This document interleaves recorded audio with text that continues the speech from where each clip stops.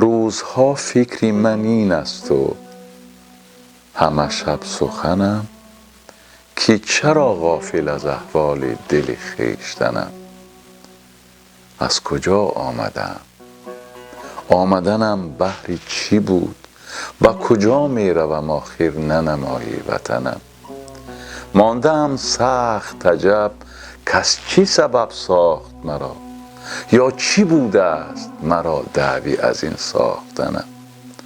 آنچه از عالمی علوی است من آن می گویم، رخت بربسته برانم که بدانجا فکنم. یا مرا بر دری جمخانه آن شه ببرید که خمار من از آنجاست همانجا شکنم. خنک آن روز که پرواز کنم تا بر دوست، به هوای سر و کویش پر و بال بزنم. کیست آن گوش که او می شنود آوازم؟ یا کدام است سخنی می کند اندر دهنم؟ کیست در دیده که از دیده برون می نگرد؟ یا چه شخصی است نگویی که منش پیرهنم؟ تا به تحقیق مرا منزل و ره ننمایی، یک دم آرام نگیرم نفس دم نزنم.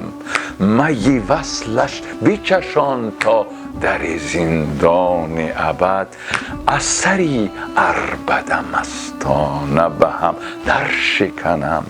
نه به خود آمدم این روز که به خود باز روم، آن که آورد مرا باز برد تا وطنم. در میانی من و عاشق همین است حجاب، وقت آن است که این پرده به یک سو فکنم. پیرهن می بدرم دم بدم از غایت شوق، که وجودم همه او گشت و من این پیرهنم. بیش از این قالب مردار چه کار است مرا؟ نیستم زاغ و زغن طوطی شیرین سخنم. مرغ باغ ملکوتم نیم از عالم خاک، چند روزی قفسی ساختند از بدنم.